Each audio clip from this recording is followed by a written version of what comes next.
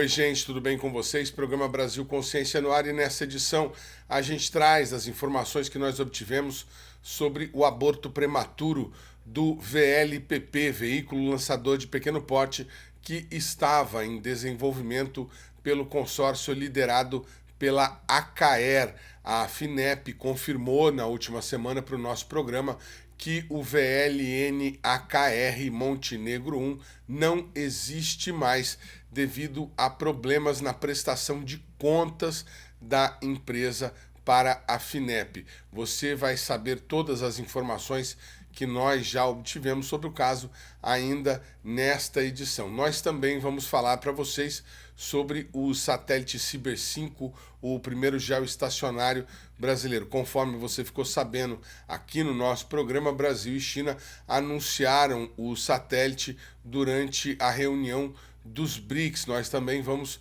falar para vocês sobre o Ciber 5 e sobre as informações que nós já obtivemos até o momento. Antes, porém, a gente vai para um giro de notícias, começando com as alterações nas datas do Comitê de Busca, que vai ajudar a escolher o novo diretor do INPE. Acompanhe. Segundo o comunicado do Ministério de Ciência e Tecnologia, as atividades acontecerão entre 5 e 6 de agosto no LITE, o Laboratório de Integração e Testes, no INPE de São José dos Campos. No dia 5, acontecerão as reuniões entre os candidatos, funcionários do INPE e a direção. As reuniões não serão abertas ao público, mas a partir das 10h10 acontecem as apresentações abertas que o Brasil Consciência irá acompanhar. Os candidatos a diretor ou diretora do INPE irão se apresentar em ordem alfabética. São eles Antônio Miguel Vieira Monteiro, que ocupa atualmente a direção interina, o ex-pesquisador do INPE e agora professor na Unifesp, Albert Einstein Neuer Macau, vem na sequência. Depois será a vez de Jéssica Araújo Chamarelli, Luiz Eduardo Antunes Vieira, que também é impiano. E depois do almoço acontecem as apresentações de Mônica Elizabeth Rocha de Oliveira, Oswaldo Duarte Miranda e Paulo Nobre, todos os três do próprio INPE. Dentro da programação, no dia seguinte serão realizadas as entrevistas individuais entre o Comitê de Busca e os candidatos. Depois das entrevistas, o Comitê de Busca deverá encaminhar 3 nomes como sugestão para a ministra Luciana Santos e caberá a ela definir o novo diretor ou nova diretora do Instituto para o próximo mandato. Não há prazo para que a escolha seja definida. Notícias do CEMADEM. O climatologista José Marengo, coordenador-geral de pesquisa e desenvolvimento do Instituto, foi nomeado consultor para atuar no painel consultivo científico da Organização Mundial de Meteorologia. O pesquisador vai atuar no aconselhamento estratégico prospectivo sobre desafios e oportunidades emergentes relacionados ao clima, água e ciências ambientais e sociais para fins de planejamento de longo prazo. A nomeação dele foi comunicada pela diretora do Departamento de Ciências e Inovação da Organização Mundial de Meteorologia, Veronique Boucher, após a confirmação do Conselho Executivo da OEM em sua 79ª edição. Marengo deverá ficar no cargo por 4 anos até junho de 2029. Este não é o primeiro posto internacional do pesquisador José Maria Marengo, que atua também como membro do Comitê Científico do Painel Brasileiro de Mudanças Climáticas e autor dos relatórios do IPCC, o Painel Intergovernamental para Mudanças Climáticas. Marengo também é membro titular da Academia Brasileira de Ciências, da Academia de Ciências do Estado de São Paulo e da The World Academy of Science. Desde 2019, ele é reconhecido como cientista altamente citado na relação divulgada pela Web of Science Group. E neste domingo, dia 13, começa o maior evento da ciência brasileira, a reunião anual da SBPC, a Sociedade Brasileira para o Progresso da Ciência, que acontece em Recife, em Pernambuco. Veja os detalhes.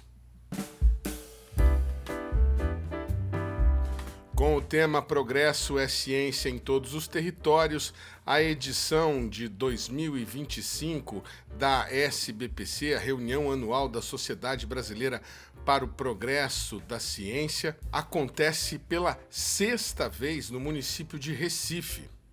A cerimônia oficial de abertura está prevista para acontecer no domingo, dia 13, no Teatro do Parque, no centro da cidade. A programação científica e cultural se estende de 14 a 19 nas instalações da Universidade Federal Rural de Pernambuco. Serão mais de 200 atividades gratuitas, entre conferências, mesas redondas, painéis, minicursos, sessões de pôsteres, exposições científicas interativas, atrações culturais e oficinas educativas. O evento reunirá cientistas do Brasil e do exterior, estudantes, professores, lideranças sociais, representantes de povos tradicionais e diversos setores da sociedade civil. 3 ministros de Estado confirmaram presença no evento, entre eles a ministra de Ciência e Tecnologia e Inovação, Luciana Santos, o ministro da Educação, Camilo Santana, e o ministro da Previdência Social, Volney Queiroz Maciel. O evento se estenderá até o próximo sábado, dia 19/7, com o Dia da Família na Ciência. A expectativa é de que a reunião anual receba mais de 20 mil pessoas nesta edição. A SBPC deste ano também será marcada pela posse da nova diretoria da Sociedade Brasileira para o Progresso da Ciência. Renato Janine Ribeiro, o atual presidente, dará lugar à cientista e professora da Universidade Federal de Campina Grande, Francilene Garcia, o que colocará pela primeira vez na história 2 mulheres à frente das principais entidades científicas do Brasil, uma vez que a Academia Brasileira de Ciências, a ABC, já é liderada pela pesquisadora Helena Nader. Entre os eventos está a participação do SINCT, com um estande voltado ao público jovem. As informações você confere na entrevista com o vice-presidente da entidade, Sérgio Rosim. Sérgio, o sindicato adquiriu nos últimos anos um know-how pela participação nos eventos, nas reuniões anuais da SBPC, levando atrações para o público, brindes e atividades escolares. O que vocês prepararam para a reunião desse ano? Bom, primeiramente, obrigado pela oportunidade. A gente falar um pouco das atividades do sindicato, nesse caso especificamente na nossa participação na SBPC. Primeiro, lembrar que essa é a nossa 4ª participação, nós já participamos da SBPC desde 2022, e que a nossa intenção sempre com esta participação é levar aos jovens, porque a SBPC tem principalmente o público jovem, né? Levar para esse público um pouco de conhecimento da área espacial, da área que nós trabalhamos nos nossos institutos, né? E mostrar que a ciência e tecnologia, em geral, particularmente na área espacial, ela é importante para a vida das pessoas, ela está presente na vida das pessoas. Então é importante que a sociedade conheça o que se faz em termos de ciência e tecnologia para poder entender a importância dela na sua vida e a necessidade de gastos, porque ciência e tecnologia custa muito caro, tanto em termos de recursos financeiros para fazer projetos, como em número de servidores para trabalharem nessa área. Nesta edição da SBPC, que vai ser agora em julho, de 13 a 19, né, em Recife, a nossa intenção é fazer, então, a participação no tema da SBPC, que é a ciência para todos os territórios. Então, nós queremos mostrar, né, o que a área espacial, o que a construção, utilização de satélites e as outras tecnologias envolvidas com a questão espacial, elas podem estar inseridas nos territórios. Então, nós vamos utilizar metaverso. Esse metaverso vai mostrar, então, de uma forma, o metaverso é uma viagem, né? Como se a gente estivesse viajando dentro do local onde se encontra a ação, desde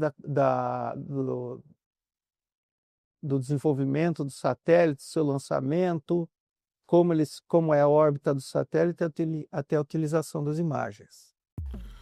O metaverso do SINT-CT é uma atração que tem chamado a atenção nas últimas edições da reunião anual da SBPC. Crianças, jovens e adultos experimentam as atividades no universo virtual usando os óculos especiais. Para a atração deste ano, o visitante irá embarcar numa viagem por dentro do INPE, conforme você vê nessas imagens. Bem-vindo à Jornada Brasileira ao Espaço, do Nordeste ao Infinito. Atenção! Você tem uma missão. Acesse os ambientes do INPE, encontre o mini-satélite em fase final de preparação e transporte-o até a plataforma de lançamento no Centro Espacial de Alcântara. Depois embarque no foguete, viaje pelo espaço e coloque o satélite em órbita. A primeira fase da sua missão está neste ambiente. Você deve passar pelo scanner facial e acessar o laboratório de integração e testes. Boa sorte!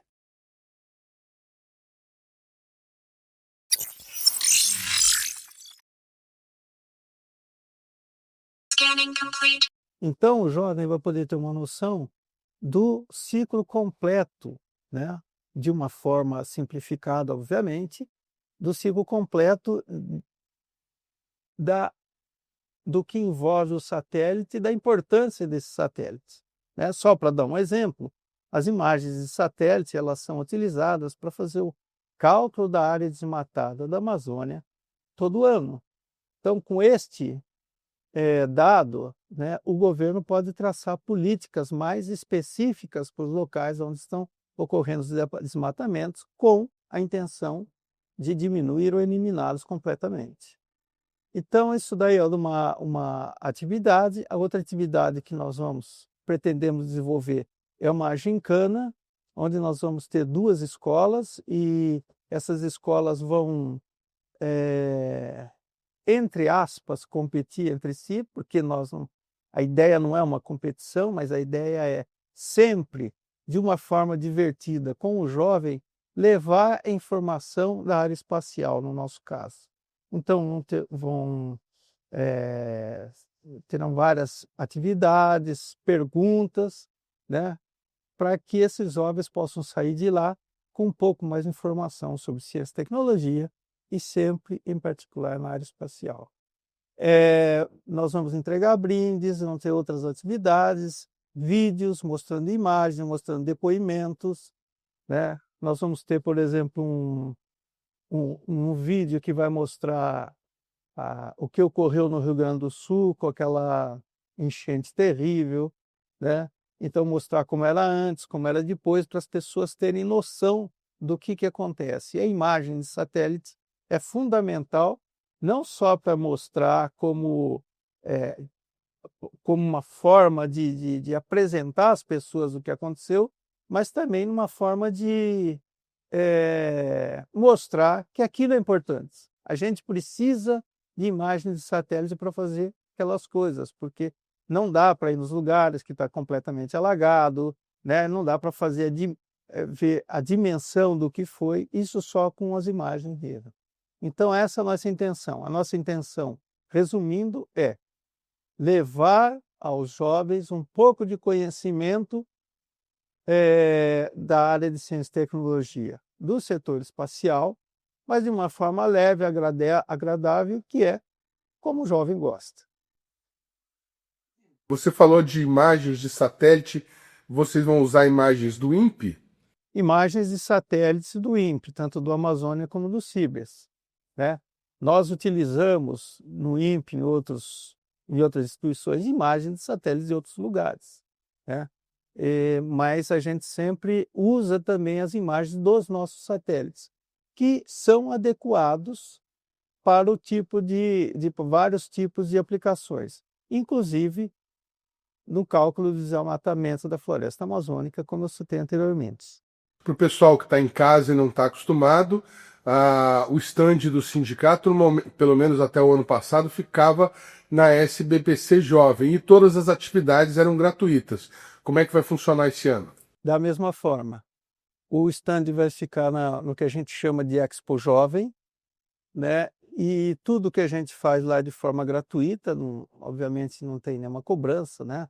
O interesse nosso é sempre passar a informação para o jovem e é isso.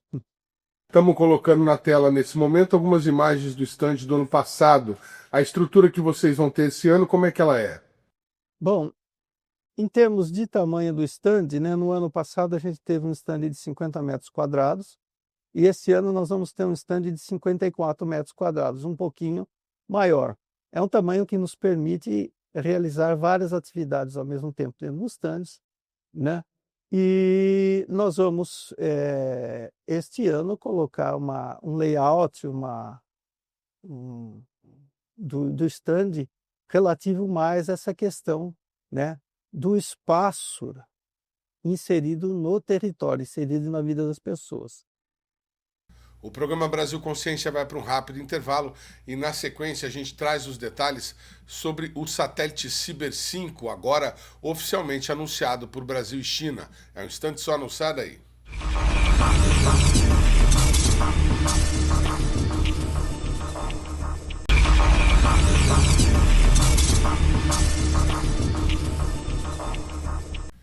Muito bem, a gente volta agora para falar sobre o satélite Ciber 5.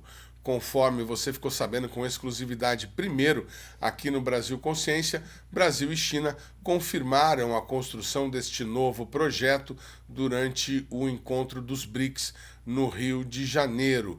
O satélite Ciber 5 deverá ser o primeiro geoestacionário com efetiva participação da engenharia brasileira, uma vez que os modelos anteriores foram adquiridos de companhias internacionais. Dessa vez, os dois países devem fazer um satélite bastante diferente, mas que usará a plataforma brasileira e há uma promessa de transferência de tecnologia.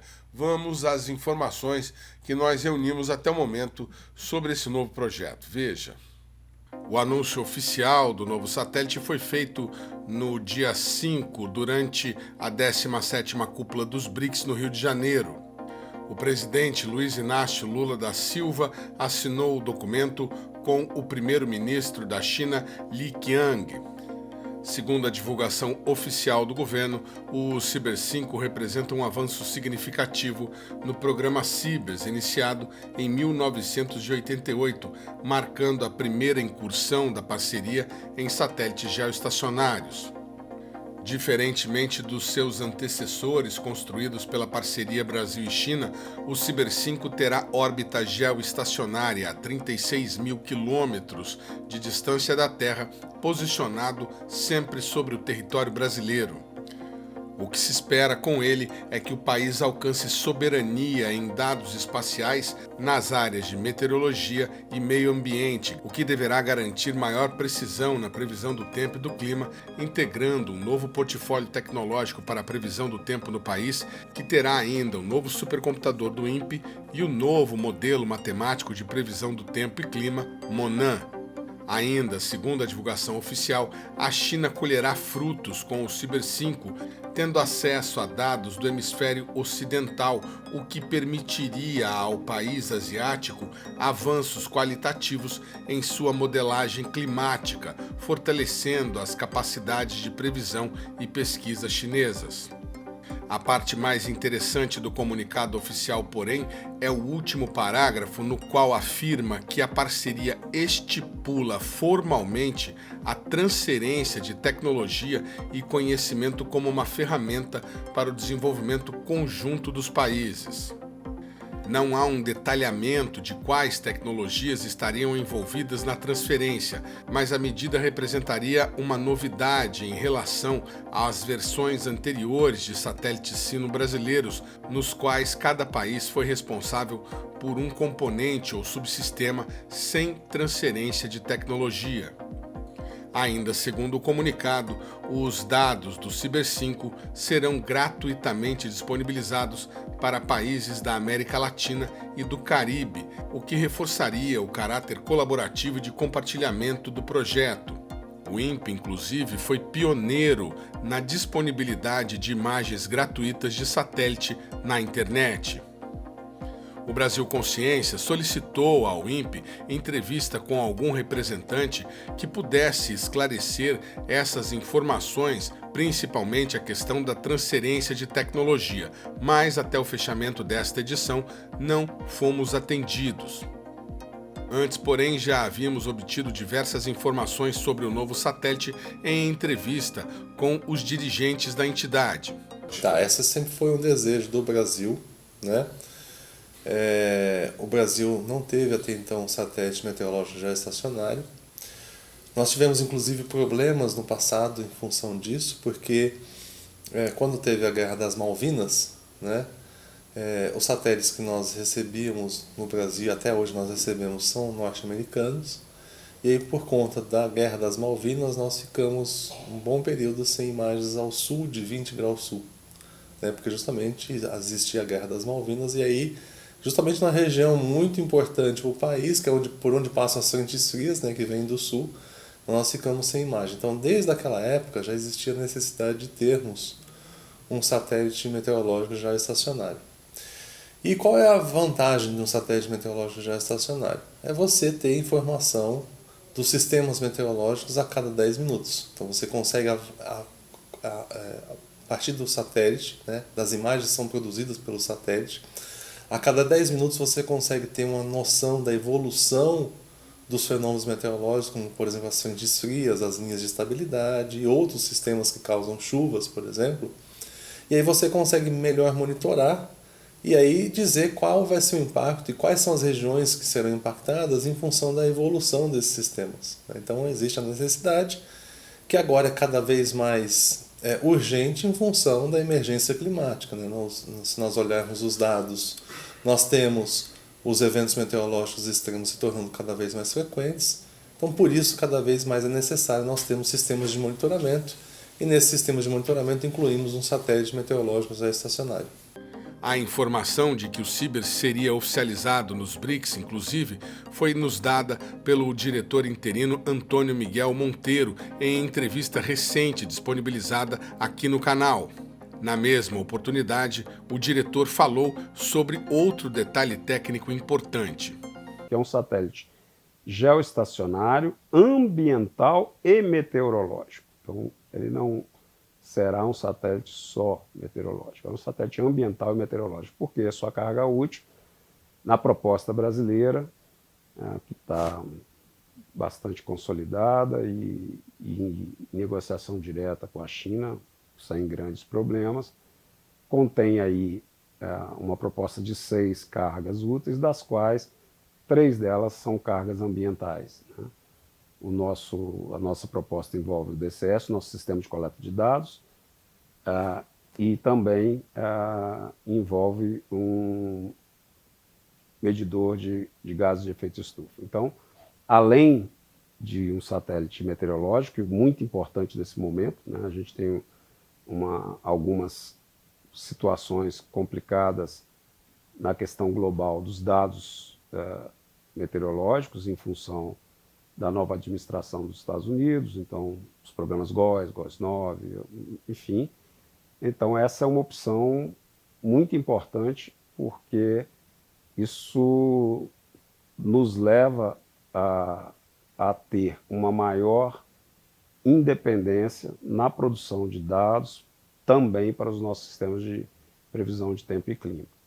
Em associação com a gente, isso permitiria que a Agência de Meteorologia Chinesa pudesse avançar nos seus produtos, ao mesmo tempo produz um salto de inovação tecnológica e um aumento de complexidade na plataforma para esse tipo de satélite, que para nós também é um benefício. Então, um jogo ganha-ganha, em que a gente vai avançar no tratamento de um sistema, né, tecnológico de muito maior complexidade, Nesse caso, a gente vai ampliar a discussão sobre transferência de tecnologia e vamos ser capazes de produzir uma plataforma que possa atender a essa missão e a futuras missões que a gente possa pensar para satélites da mesma classe, geoestacionários. Ainda não há uma definição oficial de custos, mas a estimativa é de que o satélite geoestacionário sino-brasileiro deverá superar a casa dos 100 milhões de dólares em investimentos. A previsão é de que o equipamento seja lançado até 2030. Para falar agora sobre o aborto prematuro do VLPP, o veículo lançador de pequeno porte, que estava em desenvolvimento pela ACAER e empresas consorciadas. A FINEP, a financiadora de estudos e projetos do governo federal, confirmou ao Brasil Consciência na última semana que o contrato com a ACAER será rescindido. A FINEP não deu detalhes, mas também confirmou as informações de que há problemas na prestação de contas da ACAER durante a execução do contrato. As primeiras informações foram divulgadas pelo blog e pelo canal do YouTube Brazilian Space e nós fomos atrás para obter o detalhamento e a confirmação para você e trazemos agora um resumo de tudo que a gente já conseguiu reunir sobre o caso. Veja. O anúncio da assinatura dos contratos foi feita em cerimônia formal realizada na FINEP ainda em 2023, no finalzinho do ano, em dezembro. Naquela oportunidade, o representante da Agência Espacial Brasileira, Rodrigo Leonardi, disse que os projetos do VLPP poderão mudar o patamar do Brasil na corrida espacial. Estamos vivenciando um momento ímpar para o programa espacial brasileiro. Com essas iniciativas, o governo sinaliza a importância estratégica do PEB e concretiza os investimentos necessários para posicionar o Brasil em um novo patamar internacional, integrando-o ao seleto grupo de países com acesso ao espaço e com uma indústria nacional capaz de desenvolver sistemas espaciais de interesse da nação. Em nome do presidente da Agência Espacial Brasileira, senhor Marco Antônio Chamon, gostaria de agradecer publicamente o apoio do Ministério da Ciência, Tecnologia e Inovação e da FINEP. E reitero aqui os sinceros votos de sucesso às empresas agraciadas pela subvenção, desejando que alcancem êxito em seus projetos e contribuam significativamente para o avanço e a prosperidade do setor aeroespacial brasileiro. Os representantes das empresas líderes dos consórcios estiveram na cerimônia para assinar os contratos e fazer a tradicional foto com os membros do governo. E convidamos o Francisco Manuel Correia Dias, sócio-diretor da CENIC, do projeto do Arranjo de Empresas do projeto Microlançador Brasileiro, MLBR, para receber o certificado das mãos da ministra e do Celso Pancera.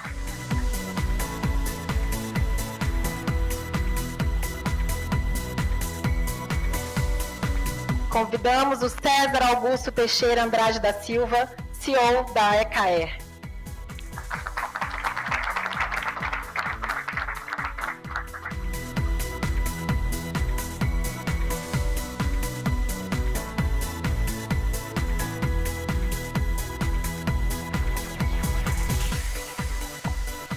De acordo com o edital, deverão ser construídos pelo menos 2 protótipos de voo em território nacional. As empresas serão responsáveis por disponibilizar meios para fazer os lançamentos. O foguete deve ter capacidade de lançar pelo menos 5 kg de carga útil em órbita circular equatorial de 450 km de altitude. O edital também prevê que o foguete deve ter capacidade de upgrade, ou seja, ele pode ser ampliado futuramente. Depois do anúncio das empresas vencedoras, o Brasil Consciência teve a oportunidade de entrevistar o responsável pelo setor de lançamentos da Agência Espacial Brasileira, que falou sobre a decisão de contratar 2 empresas ao invés de uma e como elas devem atuar para concluir o projeto. Surpreendeu muita gente o fato de vocês, ao invés de contratarem apenas a AKE, a segunda colocada, contratarem a AKE e a CENIC. Por que dessa decisão? E nós vamos ter 2 foguetes agora, cada um vai desenvolver o seu em paralelo, elas vão colaborar juntos, como é que vai ser isso? Vale só lembrando que a Vibras ficou em primeiro lugar, né? A situação da recuperação judicial prejudicou ela, né?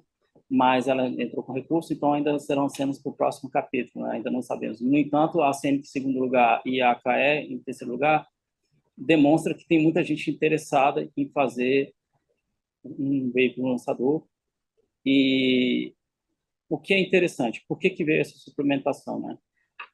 Vale lembrar que são recursos do FNDCT e que nessa possibilidade, na desistência de outros projetos que não receberam esses recursos de subvenção em outras áreas, verificou que a carência do setor aeroespacial brasileiro nessa área, não, vamos investir também mais uma vez no programa espacial, né? Vamos investir em veículo lançador, o que realmente causou um frisson. E é importante lembrar que essas pessoas eu chamo sangue nos olhos, porque eles querem ter um veículo lançador. É o sonho de muitos dos engenheiros lá presentes, é um sonho próprio do Instituto Aeronáutico e Espaço. Então a gente está vivendo um momento único, um momento que todos querem aproveitar.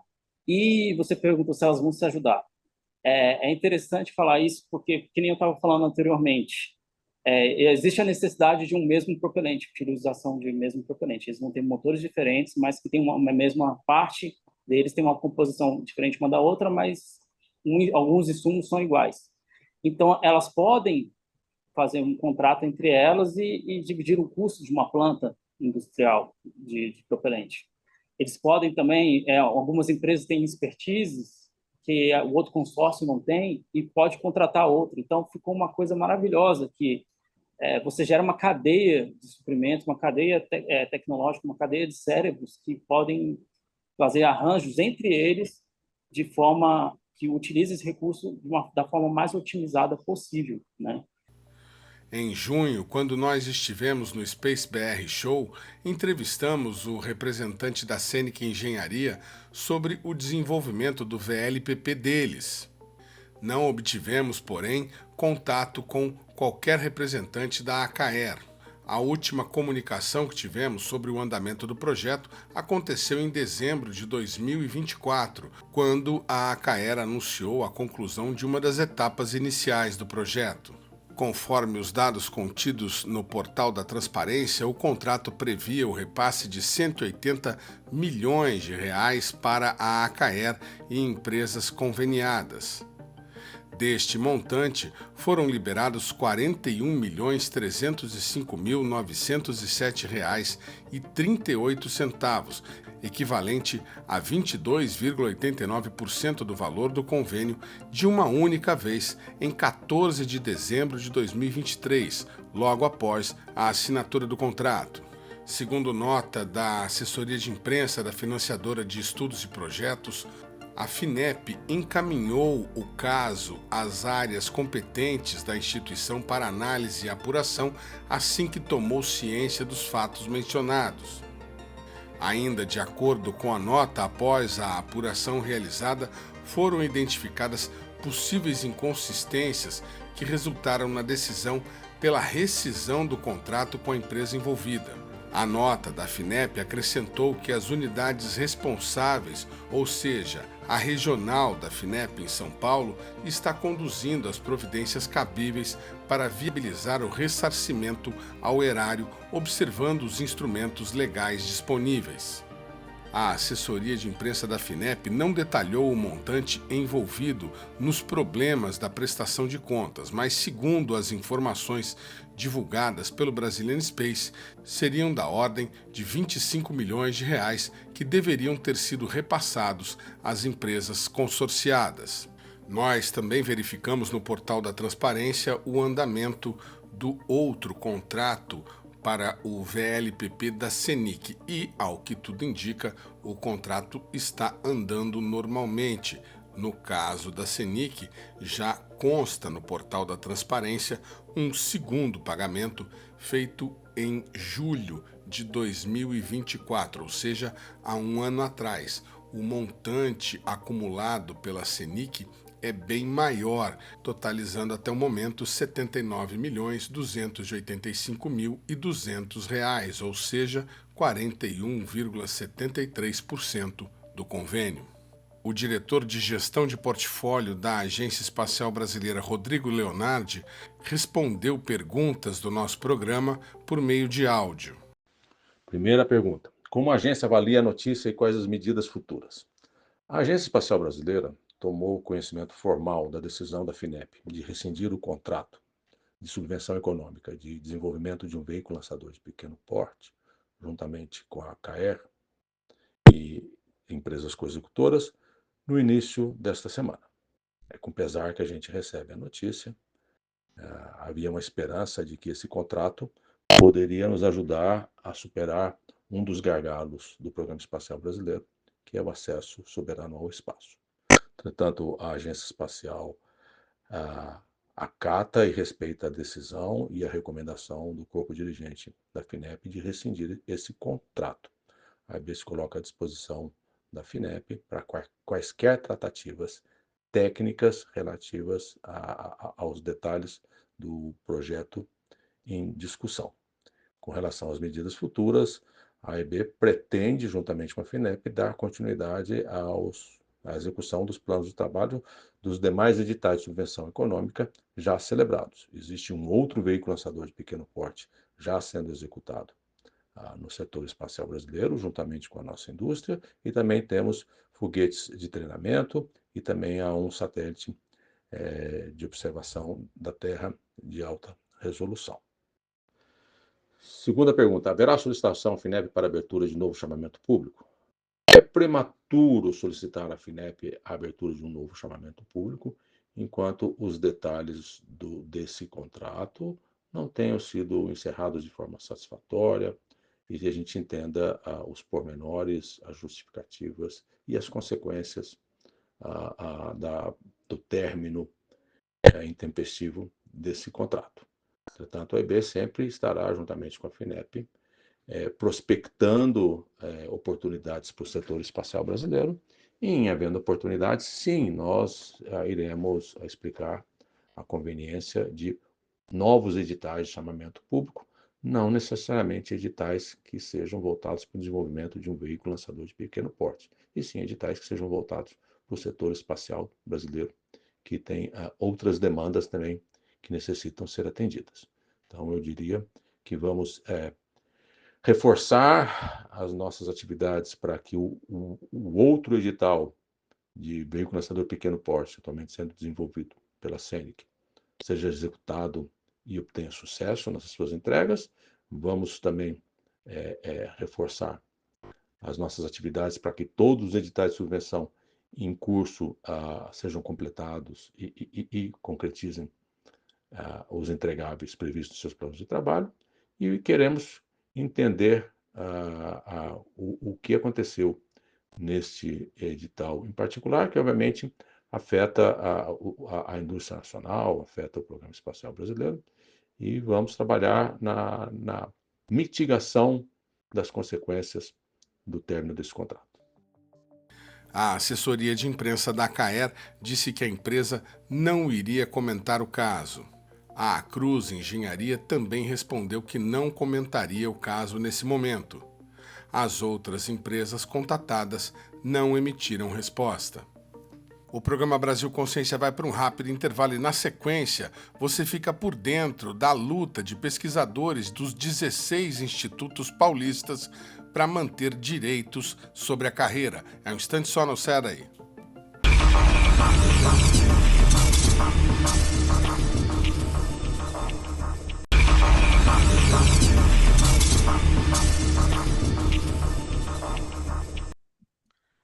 Muito Muito bem, amigo do programa Brasil Consciência, e não é apenas com relação à política internacional para exportação de produtos e serviços aos Estados Unidos que o Brasil está sofrendo aí com o bolsonarismo ou com a família Bolsonaro. Aqui no estado de São Paulo, os pesquisadores, os cientistas dos 16 institutos que compõem o sistema de pesquisa estadual estão em luta por direitos na Assembleia Legislativa. O governador Tarcísio de Freitas encaminhou um projeto de lei complementar, projeto de lei número 9 de 2025, que desestrutura as carreiras dos cientistas, tornando muito difícil a obtenção dos benefícios ao longo da carreira por produtividade e ainda alterando mecanismos de controle que já estavam estabelecidos e transferindo o poder para os chefes de organização. Para falar como está a mobilização dos pesquisadores com relação a isso, a gente conversa agora com a diretora da Associação Paulista de Pesquisadores, a doutora Helena Dutra Lutjens. Boa tarde, doutora. Obrigado por você ter aceitado o nosso convite. Vocês fizeram uma mobilização no começo do mês junto à Assembleia Legislativa. Colheram algum fruto disso? Podemos esperar algo com relação à tramitação dessa medida? Boa tarde. Eu quero agradecer, em primeiro lugar, a oportunidade é uma honra para nós poder conversar aqui com vocês nesse programa tão importante. Então, a gente está se mobilizando desde quando esse PLC foi encaminhado à Assembleia Legislativa no final de abril, né? Então, a categoria vem se mobilizando, já fizemos um abaixo-assinado que está com mais de 17 mil assinaturas, o que mostra um apoio da sociedade pela nossa causa, né? E a gente foi, sim, à Lesp, no finalzinho, agora no dia da última sessão, né, no comecinho do mês, o final do primeiro semestre. A gente tem conversado com os deputados, tem levado a nossa pauta, mas a gente não tem nenhuma garantia de que não vai ser votado esse PLC, porque é isso que a gente está pedindo. A gente pede que o governo retire o PLC que foi encaminhado e que, se houver mesmo o entendimento por parte do governo de que há necessidade de se fazer mudanças nessa carreira, que isso seja feito em conjunto com a categoria, com os profissionais que atuam na carreira, porque até aqui esse processo tem sido extremamente autocrático. Assim, nós não temos participado quando se abre para que a gente fale, o que a gente fala não é considerado, né? Então, não tenho participação dos pesquisadores e até porque nós não queríamos mudança na carreira, não era uma necessidade. O que nós queremos é uma valorização salarial. Estamos com salários extremamente defasados, mas a nossa carreira tem funcionado. Os institutos públicos de pesquisa de São Paulo prestam relevantes serviços à sociedade há mais de século. A carreira de pesquisador científico em São Paulo está completando 50 anos este ano e sempre foi funcional. Não é porque uma coisa tem 50 anos que ela é arcaica, ou ela é velha ou desatualizada. Não é a idade que indica isso. Se ela funciona, se ela atende às necessidades dos pesquisadores e das instituições de pesquisa, não há necessidade de mexer na carreira. O que está sendo feito é uma fragilização de uma carreira sólida, é um retrocesso ambiental, é uma negação da ciência, é reduzir ou encolher o espaço ocupado pela ciência. Não sei se Muito foi bem. claro. Muito bem, para que o nosso telespectador, a gente detalhar um pouco para eles, o projeto de lei complementar 9 de 2025, ele mexe na questão do RTI, o regime de tempo integral, e da comissão permanente do regime de tempo integral, a CPRTI. A gente não gosta muito de falar siglas porque acaba confundindo, mas o que essa sopa de letrinhas significa na prática, doutora Helena?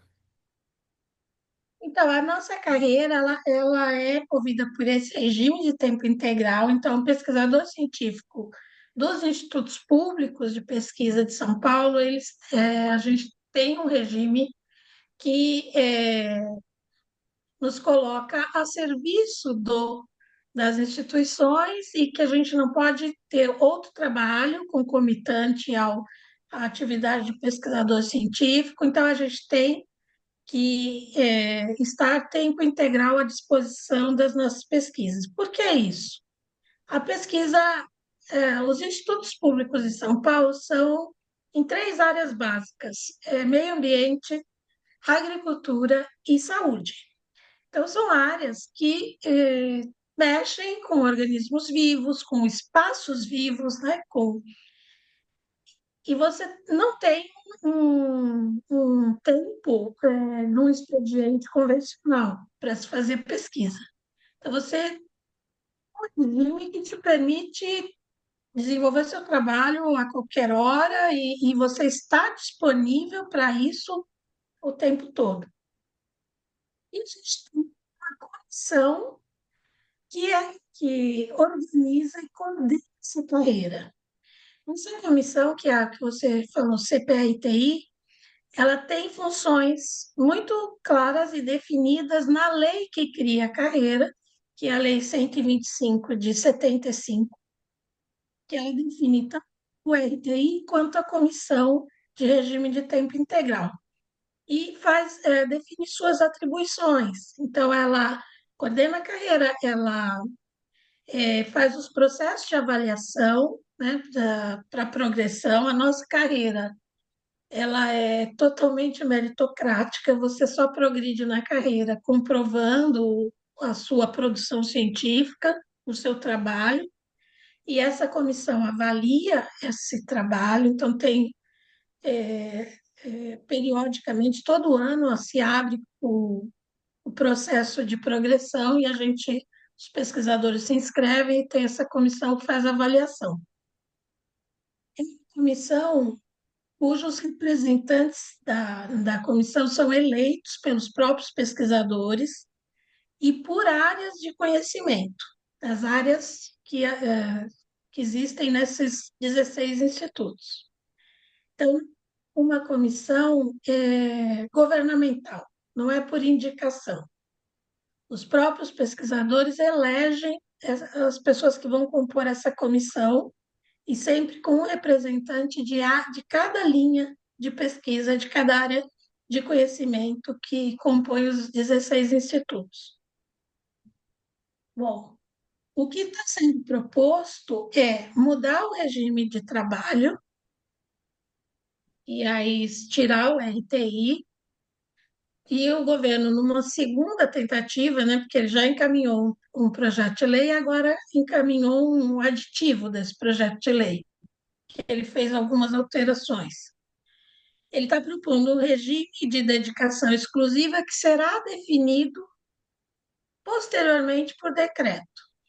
E ele está propondo uma mudança da comissão, que também será uma nova comissão de avaliação, e também será definida posteriormente por decreto. Então, a gente teria que abrir mão do que a gente tem definido por lei e claramente estabelecido e assinar um cheque em branco, pois sabe Deus como, quando será feita essa definição do que será essa nova comissão e de que será esse novo regime de trabalho, entendeu? Então, é trocar uma legislação clara e funcional por algo que será uma surpresa, que a gente não tem nada definido do que será essa nova proposta. É Eu isso. estava pensando justamente isso enquanto a senhora está falando. O governo está querendo um cheque em branco, quer dizer, vamos aprovar uma mudança na legislação, ou seja, vamos aprovar a extinção da metodologia que hoje existe e lá na frente, quando me interessar, eu apresento por decreto, ou seja, não há negociação, né? Eu vou dizer como vai passar a ser a carreira. Apenas para que fique claro, a senhora falou sobre a questão do regime de tempo integral, quer dizer, atenção exclusiva. O pesquisador hoje, ele imagino que ele não bata cartão ou ele não tenha um horário convencional das 7 às 5, das 8 às 18, ou algo assim, para exercer as atividades. E há uma comissão eleita, né? Não é uma comissão permanente, não é uma comissão indicada, uma comissão eleita que avalia o trabalho que o pesquisador efetivamente entregou, que ele fez, e se esse trabalho merece uma gratificação ao longo do período de tempo em que ele se dedicou. O que está sendo proposto é extinguir esse modelo, não se sabe para qual modelo, e colocar uma comissão que não terá mais a atribuição de fazer digamos, essas gratificações. Ela terá será apenas um órgão consultivo. Seria isso, doutora? Ela é assim, pela proposta que foi encaminhada para a LESP, agora esse aditivo, se coloca que será uma comissão que avaliará, fará o monitoramento e avaliação da pesquisa. Mas não esclarece de que forma, monitoramento. O que a CPI-TI, que é a comissão atual, que chama a comissão, como é que é? Ai, meu Deus, você usou a palavra agora. Permanente de regime de tempo integral. Tem esse nome permanente, mas ela muda ocasionalmente por conta da eleição de novos membros. Há uma troca periódica de parte dos membros, a cada ano troca um terço, uma coisa assim. Eu não sei exatamente o número agora. Mas, enfim, a proposta não fica clara. A CPI-TI está com processos abertos, por exemplo. É a CPI-TI que faz os concursos públicos e coordena os concursos públicos, e tem 2 processos abertos em andamento, um da área de agricultura e um para o Instituto Butantan. O processo de avaliação de progressão na carreira também está aberto. E esse aditivo que foi encaminhado, ele diz que a nova comissão será definida por decreto posteriormente, num período de 90 dias. Bom, então você vai extinguir uma que está com processos importantes abertos. Em 90 dias não será possível criar um novo modelo para substituir uma coisa que está ativa, que está funcionando. A gente sabe que isso não é viável, porque são muitos pontos, são muitas coisas que interessam, que são importantes e que não vão ser resolvidas em 90 dias. Então, o que você falou, o tal do cheque em branco, a gente não tem noção de o que vai ser e não fica clara na proposta todas as atribuições, porque a CPI-TI, ela coordena a carreira, ela não é só uma comissão de avaliação, ela legalmente é responsável por coordenar essa carreira de pesquisador científico. E Só para volto que o a nosso dizer, telespectador, definido, né? só para que o nosso telespectador possa entender, porque na hora que vão votar algo assim, se vende muita mentira, né? Hoje, como é que funciona? O pesquisador ganha essa gratificação, essa progressão na carreira à torta e à direito? Todo mundo ganha todo ano? Como é que funciona isso? Não. A gente tem um número, 1% de toda a população, um número de pessoas que pode progredir a cada ano. Isso não é uma gratificação, você muda de nível. A nossa carreira, nós temos 6 níveis. Então, você ingressa como PQC1, e aí, à medida que você tem os interstícios de tempo e comprova a sua produção científica, você ascende na carreira. E aí você tem um ganho salarial porque você mudou para um nível acima, né? Então, o Você só me salário corrigiu, eu falei aumenta nesse gratificação, sentido. mas na verdade é uma progressão. Você entra como É uma progressão, pesquisador isso. júnior, vamos chamar assim. Aí você passa a ser um pesquisador de nível médio, depois pesquisador sênior, depois Isso. pesquisador pleno, ou algo nesse sentido, correto? E por números, é um, dois, três, quatro, cinco, seis. São seis Perfeito. níveis.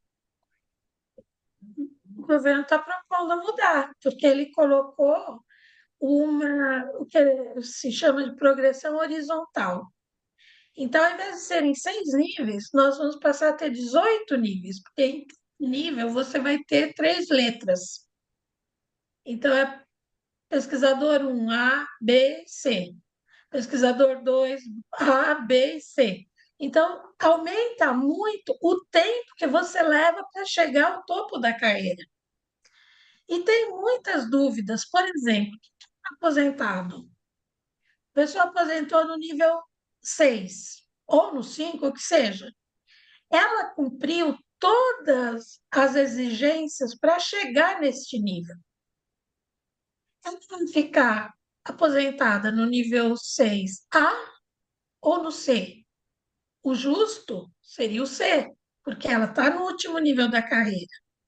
E mesmo quem está nativa, se você é um pesquisador 5, é porque você prestou cumpriu as condições para chegar nesse nível. Por que você vai ficar 5A? Você vai ter que galgar mais alguns degraus para chegar no 5C. Então, muda uma coisa, isso que é desestruturante, né?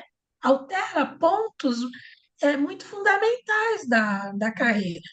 E o que é importante a gente, voltando à questão da comissão, que é uma coisa que nos preocupa, a nossa comissão hoje, ela é autônoma no processo de tomada de decisão. E isso não fica claro na proposta encaminhada, porque a CPI-TI, ela que abre o processo de avaliação, ela recebe os documentos, a gente tem uma prova online que a gente presta hoje, então o processo foi muito modernizado. Então, a alegação de que a nossa carreira é antiga, porque tem 50 anos e precisa ser modernizado, isso é uma falácia, porque é a única carreira que já tem todo o processo de progressão totalmente online.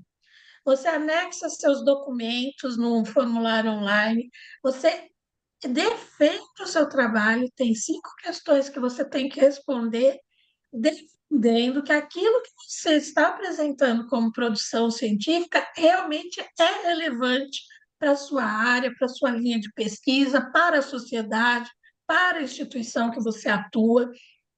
E aí você faz a sua defesa, e aí tem um especialista daquela área que vai ler, vai avaliar, tem tudo definido, quanto cada coisa vale, quanto vale uma publicação, um congresso, um curso, um pós-doc, enfim, cada coisa que você faz tem uma pontuação. Então, ela é muito clara. E como os representantes são todos eleitos pelos próprios pesquisadores, eles têm um compromisso com o Estado, com a carreira, e não tem uma interferência do governo da vez.